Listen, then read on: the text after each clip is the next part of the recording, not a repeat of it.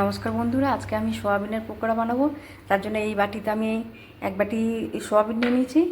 এবার আমি গ্যাসটা জ্বালাচ্ছি। গ্যাসে জল বসিয়ে দিয়েছি। এই জলের মধ্যে একটু লবণ দিচ্ছি, দিয়ে সোয়াবিনগুলো দিয়ে দিচ্ছি।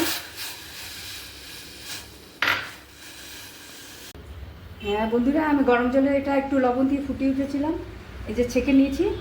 হ্যাঁ, এবার এর জন্য লাগবে একটু একটু লবণ লাগছে, আধা চামচ জোয়ান, অল্প কালো জিরে, শুকনো লাল লঙ্কার গুঁড়ো, এটা গোলমরিচের গুঁড়ো, এটা হলুদ,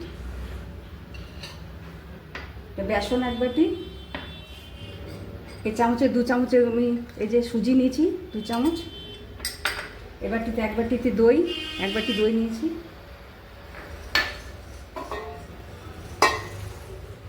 এবার এটা বেসনটা এর মধ্যে দেবো।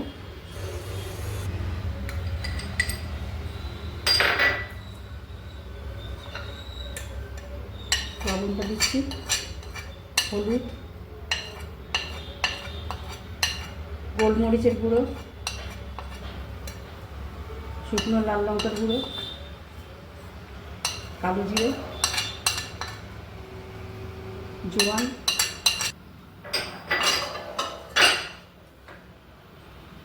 ভালো করে মিশিয়ে নিচ্ছি। এবার দই দিচ্ছি।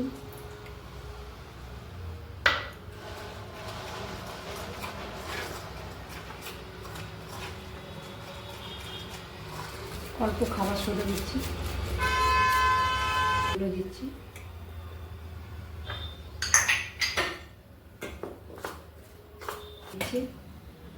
সরষের তেল,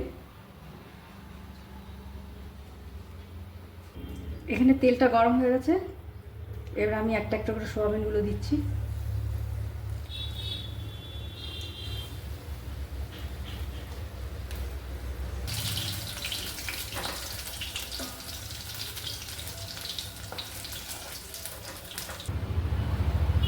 হ্যাঁ, এবার আমি গোপালের জন্য উঠিয়ে রাখছি।